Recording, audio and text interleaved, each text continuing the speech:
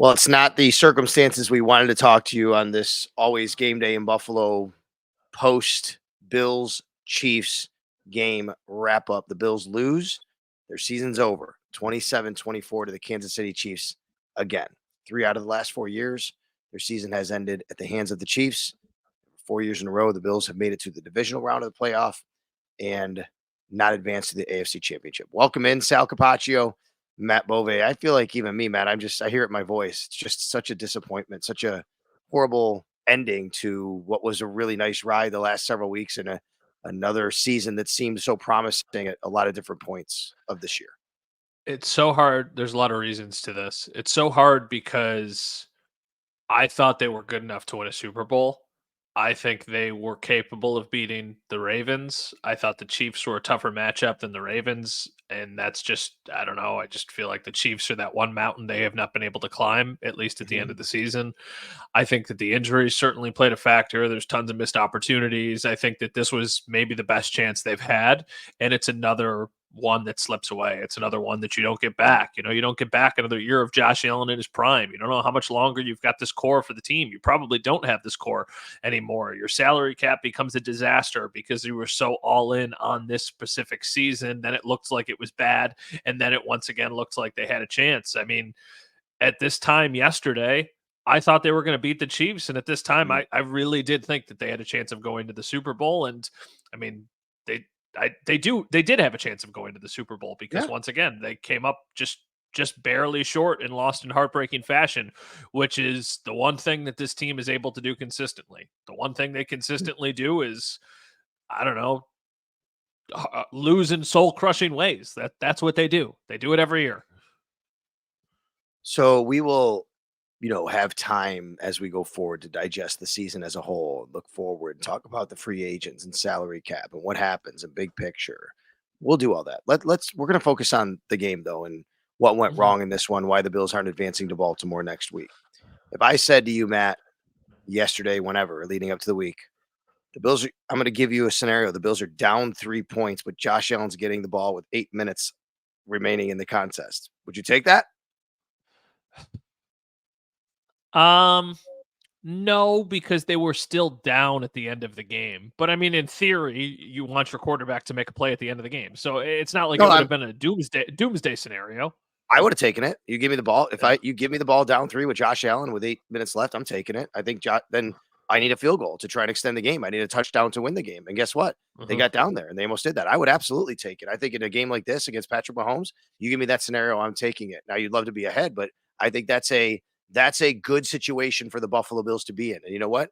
They did drive the field and they did have a chance to kick a field goal. And then it came up short. And I think at the end, we're all asking ourselves several questions, right? Tyler Bass, what's wrong with the kicking game? What happened there? Josh Allen, should he have hit Stephon Diggs across the middle, who was open, it seemed? He tried to throw for a touchdown there. How about Stephon Diggs earlier in that drive, missing the deep ball, if that would have mattered at all? There are a lot of questions you're asking. But I think the bottom line is the Bills had a chance to win this game. They had the ball in Josh Allen's hands with 8:26 remaining in the game, down a field goal. And I think that's a good thing, and you would take that. And they didn't make the plays down the stretch to win it. Yeah, I think that even if you look at it from more of a like the absolute end of the game, like you said, they get the ball back with 8:23, and that's when their drive starts. Yeah. With 2 minutes left, they have 2nd and 9. I think if you gave me that scenario, I would have signed up for it in a heartbeat where they were on the field. I thought at that point they were going to win the game. I did not think that this was going to be I thought worst case scenario, you're tied, and then you see how much time is ultimately left. Now you're playing that juggling act of, okay, well, if we kick the field goal with 1:30 left, I certainly don't think the Bills are stopping the Chiefs from going down the field and kicking a field goal, but it's obviously better than not not making the field goal. But yeah, just the way the offense was moving, the way that Josh Allen played, I was fairly confident that they were about to win.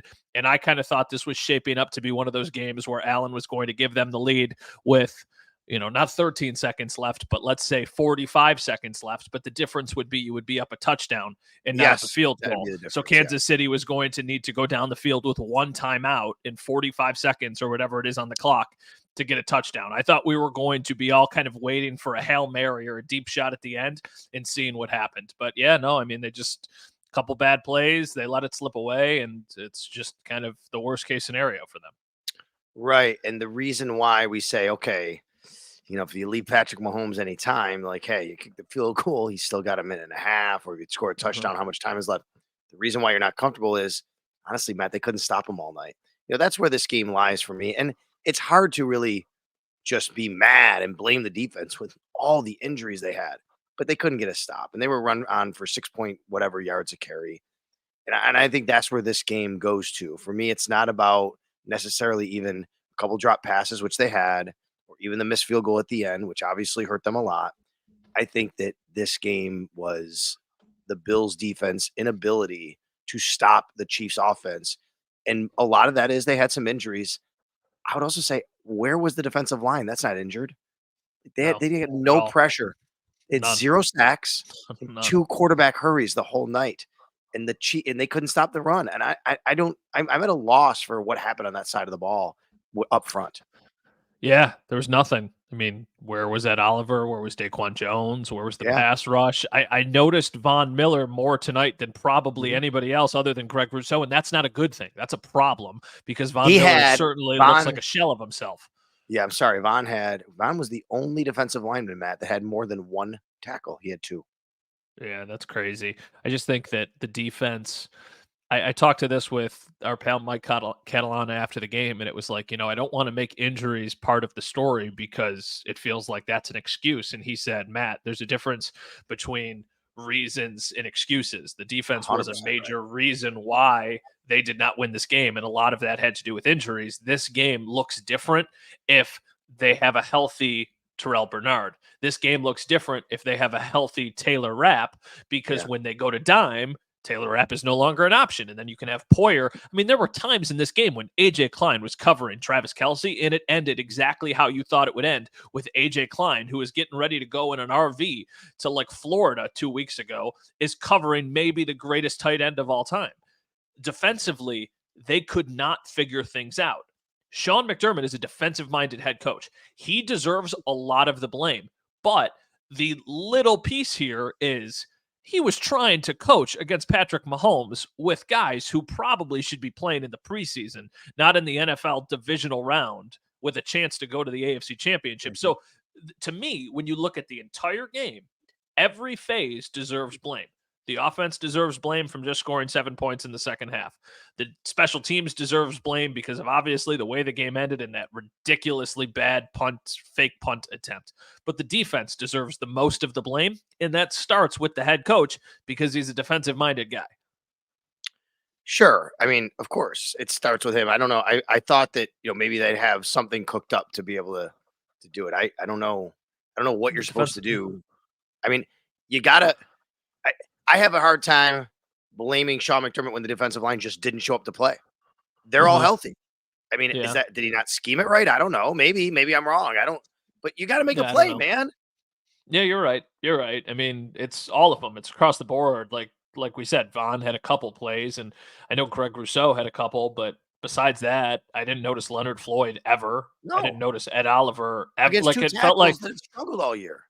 No, and I mean, the same thing too. Pacheco just destroyed them. They could not stop. And one of the biggest differences in this game is that Isaiah Pacheco destroyed them the entire game. James Cook played well in the first half, and in the second half completely hit a wall. Their run game in the second half, Howard Simon tweeted out the stat, was averaging, it went from like 5.8 yards a carry to 3.4 or something in the second half. Correct. Their run game completely abandoned them. And that's another reason why they lost, because down the stretch, they were trying to run the ball and it was leading to losses. It wasn't even leading to marginal gains. It was leading to 3-yard loss, 4-yard loss. There's the one on the drive after the touchback, the one that goes out of the end zone. The Bills get the ball. They pick up like 8 yards on the first play, and then they run it to James Cook, and he loses 3 yards. And you go from 2nd and 2 to 3rd and 5, and then they have a ball batted down, and that's when they ultimately punt it. Like, at that point, it almost felt like destiny, right? Like, that touchback happens, you're like, you're going to win this game. Like, they're somehow going to steal this game, and they're going to win, and these are the things that happen on a run to the AFC Championship and to the Super Bowl. And even this team found a way of screwing that up. Defense, obviously missing some key parts. talk about the offense, though, what they could have done better. All right, so no explosive plays again in this game, Matt, and that has been something that has really failed the Bills a lot this Mhm. year, too often. And look, I'm not. I know that Gabe Davis had this incredible game against the Chiefs a few years ago. They had one guy, Gabe Davis, who was out. Maybe he makes a difference a little bit there, but he hasn't had these explosive plays this year. Why has this team struggled, and why do you think tonight in this game they just could not get explosive plays?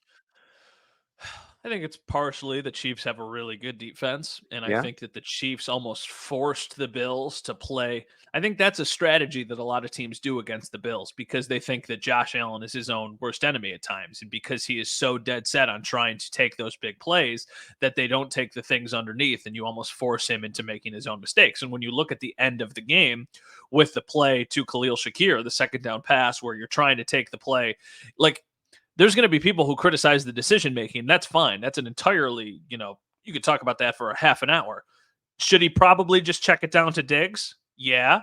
But he also thinks that he's going to make that throw. And who am I to say that he's not going to make it? Because he makes ridiculous throws all the yeah. time. And And Shakir was open. Shakir, If he doesn't get hit into him, he probably connects.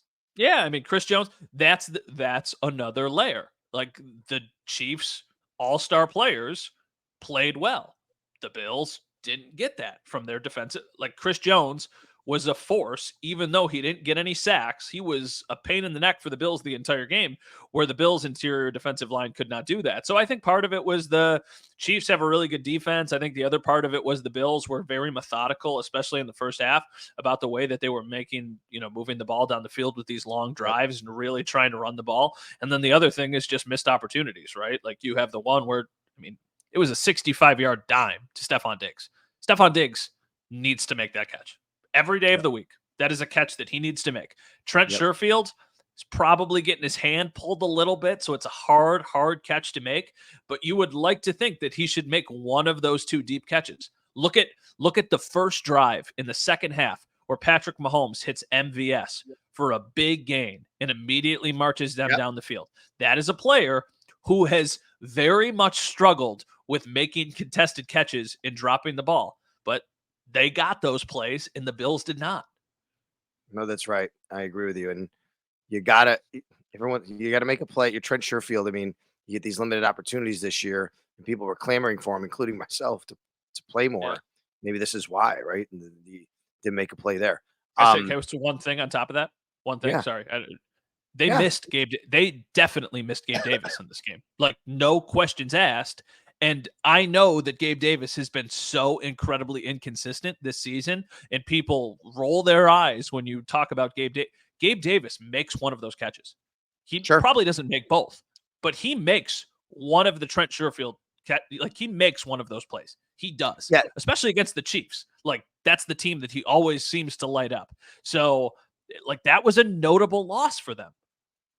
I did not really. I'm not gonna care too much about Josh not throwing to Stephon Diggs over the middle because No, if he had a no. he had a chance to put a touchdown on the board, you do it. That's what he does.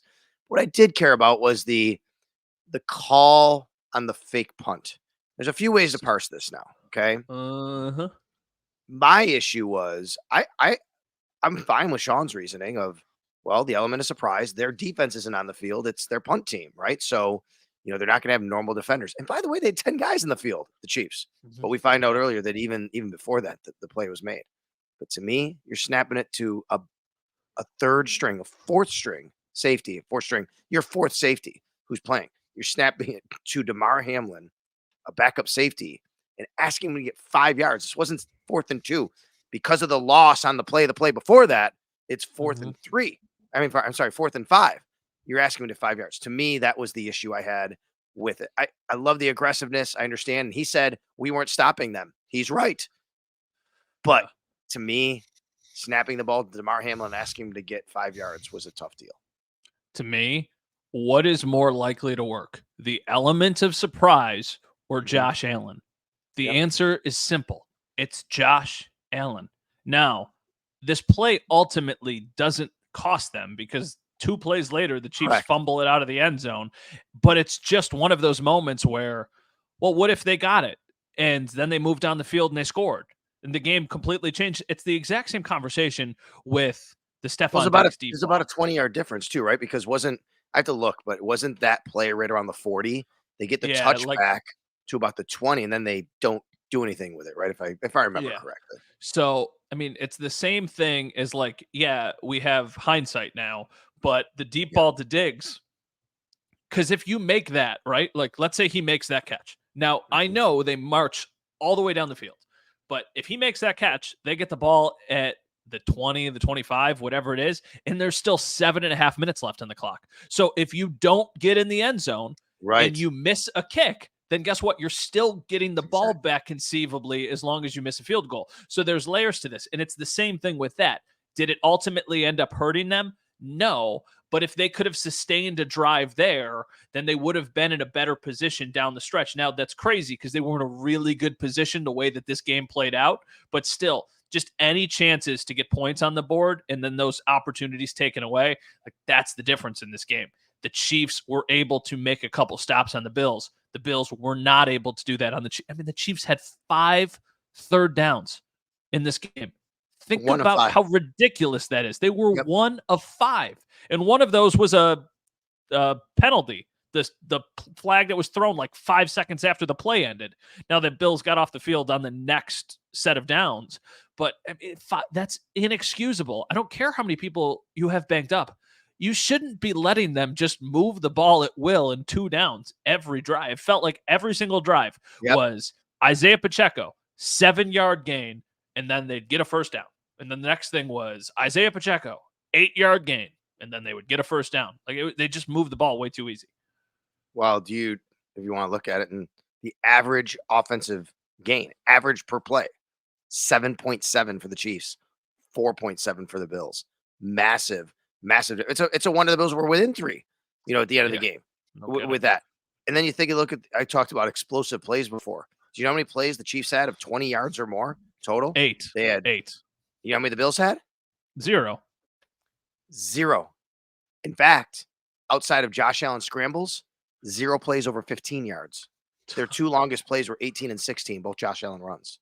They couldn't. Ridiculous. And look, and Matt, I actually don't mind the strategy of we're depleted on defense. If we can really run the ball here and win the time of possession battle and score touchdowns, we're golden. And actually, that was working. It was working early in the game. They went on some massively long drives. Their touchdown drives were like 7 and 8 minutes, and they scored touchdowns. But they obviously missed on the first one. They got a field goal. Opening drive of the game, man, that was so big. If you get a touchdown there, it's much different than getting the field goal there. That's why you start trading the leads back and forth.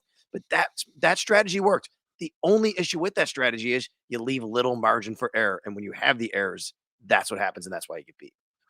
Yeah, for sure. I think that the Chiefs did enough to win this game because of how dominant their offense was. And I don't want to make this seem like the Chiefs don't deserve to win this game, but I feel like the Bills also did as much to lose this game. This feels like this is whatever perspective you're looking at it from. And I think that's another reason why this is going to be so incredibly frustrating for Bills fans. This is not a game where you lost like last year. The Bills last year got their doors blown off by the Bengals, and it was just very clearly that they were the better team. The Bills had a bad day. There are ways the Bills win this game. There are ways they should win this game. If you flipped it again and played the exact same scenario out, and once again gave the Bills the ball 2nd and 9 at the 2-minute warning, I think you like their chances more times than not.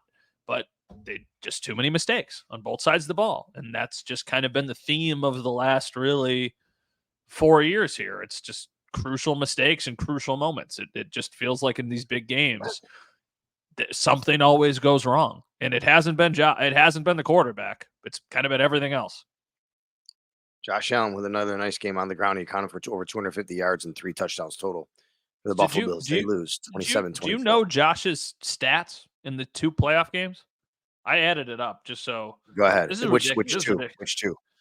Just all this of them. one and the 13 seconds game? Or? No, this one in the Steelers game. So this year. This year. Got it. Josh Allen was 47 of 69. That's a 68-point-something% completion percentage, almost 70%. 4 passing touchdowns, 146 rushing yards, 3 rushing touchdowns, and 0 turnovers. That is not the stat line of a quarterback who should be once again going home. It's just simply not. They have the guy. They just don't have the pieces around the guy. And that's a major concern. Like that's unbelievable. Once It's again, incredible.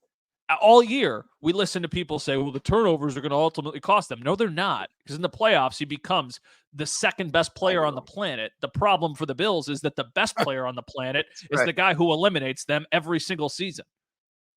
It's just it's mind-boggling, and there's these there's going to be people on Monday and Tuesday and for the next 3 or 4 months who are going to say like, "Oh, Josh Allen couldn't beat Patrick Mahomes in the big stage." It's like, what are you talking about? Like if you don't if you think Josh Allen is the problem, you have no idea what you are talking about.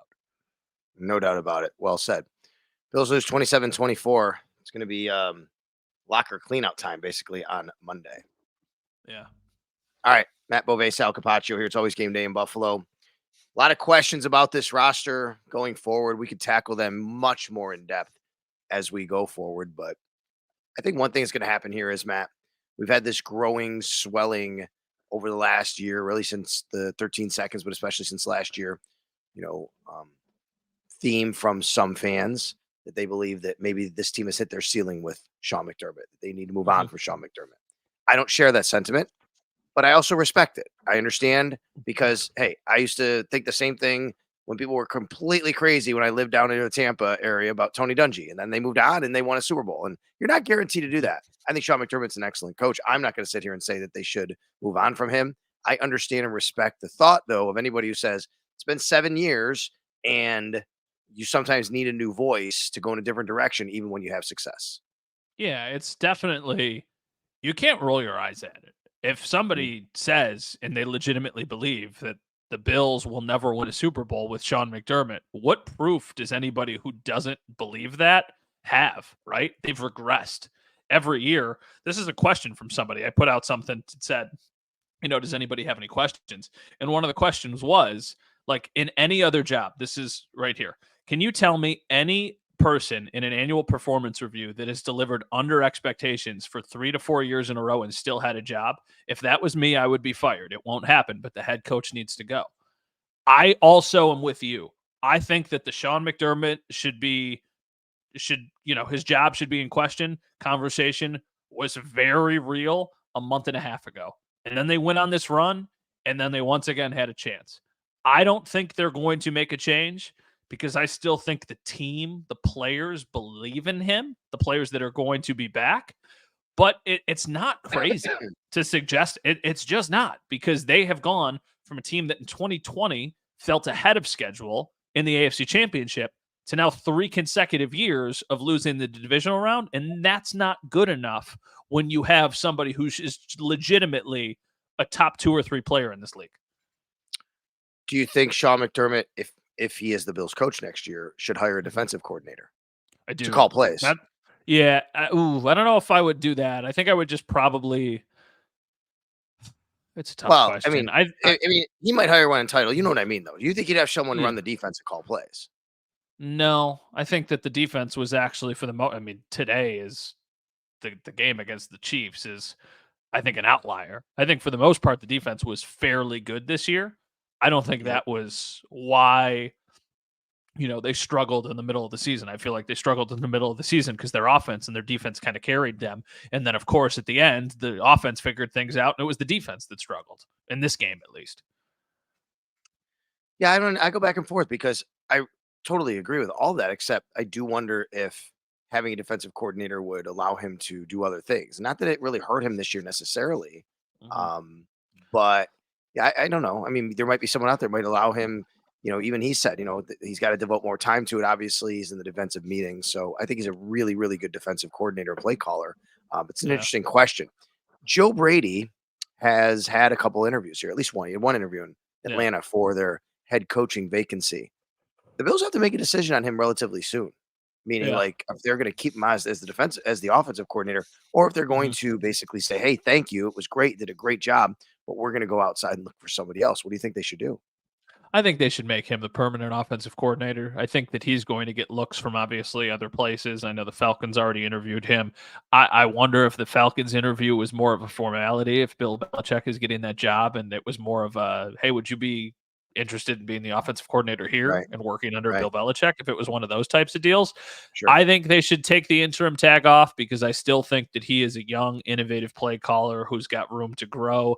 I think that the offense really did look better under him than they did all season. You could say one of the things that Sean McDermott deserves criticism for is that he took too long to move off of Ken Dorsey because the offense was definitely better with Joe Brady than it was with Ken Dorsey. So I would take the interim tag off because I think for both parties it makes sense. For the Bills, I think there's familiarity there. You like the upside. You like what he did with the sample size that he got. For Joe Brady, you still get to work with Josh Allen, right? If your ultimate end goal is to be a head coach, you're better suited doing that in Buffalo than trying to go to a different team and having, I mean, there's two teams where you could go there and it would be a better opportunity, a better stepping stone to get to a head coaching job. And that's probably the Chiefs and the Ravens. Well, those jobs aren't going to be open. So you should probably just stay with Josh Allen. Yeah, I think that's right. I think Joe Brady's done a good enough job. I think him and Josh seem to have a really good working relationship. I do think that there's got to be some tweaks. Obviously, maybe more in personnel, wide receivers, things like that. The Bills have several key free agents coming up, including Micah Hyde. Jordan Poyer has 1 year left. Did they both play their last game in a Bills uniform though? I don't think both.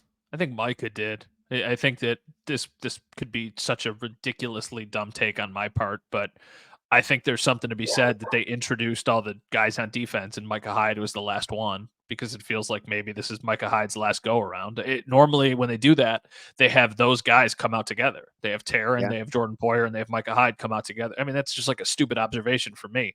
No, But it's all right. And maybe maybe Micah might, with his neck injury, who knows what he wants to do too, right? that's what I'm saying, right? Like Yeah. I think there needs to be a lot of changes. There are going to be. They have tried to run it back several times. After the 2020 season, it was totally warranted, right? You did not know if you would get Matt Milano back, if you'd get John Feliciano back, if you'd get Darrell Williams back, all these guys that played big roles on that team, and they brought them all back. And then in 2021, they once again came up short. And then it was the same thing. Well, 13 seconds happened. Like, let's keep the band back together. Let's try and get these guys back. And that has been kind of what they've done with minor tweaks here and there. Like the Von Miller move was a splash after the 2021 season to try and put him over the edge. I'm not suggesting another Von Miller type move because they don't really have the money for another Von Miller type move. They got a lot of things they got to figure out.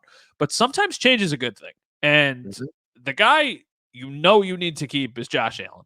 And then after that, you've got some other really nice pieces who are young players, but maybe it's time for a pretty big overhaul, especially on the defensive side of the ball. I think offense, you could probably roll back with, there's no question they need another top tier wide receiver. Like to me, last year we talked about a lot of different things they can do with the draft, including wide receiver. This year, I don't even think it's a conversation. Draft a wide receiver. You need one. You need one.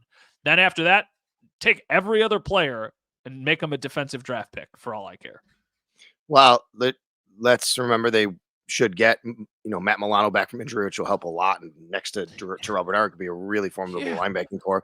They're gonna have to make some decisions with and see where Tre'Davious White is, with his injury situation coming back. And there's gonna be some other changes up front. They have a lot of guys who are free agents. This is I have we both have our roster and we could do this, but I'll just read you the way Adam Schefter tweeted it so I can just read it off his tweet. Key free agents for the Bills. You ready? Gabe Davis, Micah Hyde, Leonard Floyd, Tyrell Dodson, Dane Jackson, AJ Epinesa, Taylor Rapp, Daquan Jones, Tim Settle, Jordan Phillips, Poona Ford, Linval Joseph, Shaq Lawson, Trent Sherfield, David Edwards, Latavius Murray, Ty Johnson, Damian Harris, Cam Lewis, and Kyle Allen. Well, Matt, those are the players and the people we will be talking about for the next several months when we come back here on It's Always Game Day in Buffalo and decide and figure out what this team needs to do. There's like two players on that list who I think like really matter. And that's not to be like a massive slight on any of those guys. They all certainly can play. They all certainly serve a role on this team. But if every single one of those players that you just mentioned leaves, I still think the Bills can contend because they have 5 weeks ago, I would have said, oh my God, you need to do everything possible to keep Leonard Floyd. Where was Leonard Floyd in the playoffs? Where was Leonard Floyd down the stretch? because it didn't look like he was doing much. AJ Epinesa is another guy who I feel like peaked a little bit too early. Now, AJ Epinesa has been dealing with an injury. Everybody is at this point, but where was AJ Epinesa down the stretch? Micah Hyde obviously has meant so much to this organization. He is one of those fan favorite all-time Bills because of what he has done. It's time to get younger and better at safety because you lost a step there. I mean, I don't know who is the Gabe Davis is the biggest name on that list. Gabe Davis. Daquan Jones is pretty big, I think, for what he's done. But yeah, Daquan Jones is going to be back, and Daquan Jones is not going to cost them nearly as much money as people think he's going to because of the injury that he had this season. Certainly, the injury did not help them, and it sucks for him. But the injury to Daquan Jones is going to make it possible for the Bills to get him back on a team-friendly deal, on a 2-year, $12 million. Yeah, I mean, you're right. Most of these guys are just they're replaceable. I mean, that's really what it comes down to. And I agree with you. I remember doing a lot of radio interviews in the summer. People asking me, has the Bills window closed? And my answer always was, it doesn't close as long as you have number 17 under center. Yeah, exactly. It doesn't close as long as you have Josh Allen. You have Terrell Bernard, who looks like he's going to be awesome. You have Matt Milano, who's coming back. I mean, imagine a defense that has Ed Oliver, Matt Milano, Terrell Bernard, Rasul Douglas, and Tre'Davious White. Put anybody at those other positions. I know that we just spent a lot of time talking about how the interior defensive line didn't get any pressure. We have to watch the film back, but I would imagine that their mindset was don't let Ed Oliver take over this game, and that we don't think anybody else is going to beat us because Ed Oliver has had that good of a season. Well, we are not done with It's Always Game Day in Buffalo. We got a lot more off-season content planned for you, but thanks for watching all season long here in the regular season and the postseason. Obviously, everybody. Matt, not the way we wanted to end it tonight. No, we're all hurting for Buffalo and Bills Mafia. I mean, it's a city that it's had a lot of times punched in the gut, a lot of sports losses. We just add this one onto it and we move on. The sun comes up tomorrow and we talk about, what's attitude going forward. Yeah, it's tough. I know it's tough for a lot of people. It's tough for our friends, our family. You cover the team and you need to be objective and you need to be critical when you need to be critical. And there's so many layers to the entire conversation, but our community's hurting right now. Our family, our friends are all hurting because the way this game ended. I said after the 13-second game that I felt like that was my generation's Music City Miracle, and now my generation has a version of Wide Right as well. Not nearly what the other one was, but still, it's just like, why does it feel like they just continuously find ways to lose in such soul-crushing fashion? Well, it's close to 2 a.m. Matt and I are talking here. I have a 10-year-old who cried himself to sleep, so I'm gonna have to make sure he feels a little better in the morning and let him know that he's got a lot of years left to root for Josh Allen, so it's okay. And let all Bills Mafia know out there that it'll be okay. I know it doesn't seem like it right now, but it'll be okay. And we'll be here with you every step of the way. So, Matt, you have a great rest of your night and morning. And I know you and I will be back at One Bills Drive very shortly. And everybody else, thanks for listening. Thanks for watching Sal Sports YouTube channel, Sal Sports, that is. And, of course, It's Always Game Day in Buffalo, wherever you pod. Have a great night / morning. Yes, go ahead. Can I say one other thing? Yeah. Thank you to you for everything this season. Thank you to Mike Rabier, our producer, for everything that he's done this season. He's been fantastic. We're so excited to have him. Thank you to anybody who has listened. Like Sal said, we're not going anywhere. We're still going to be churning out podcasts a ton. Thank you for all the support.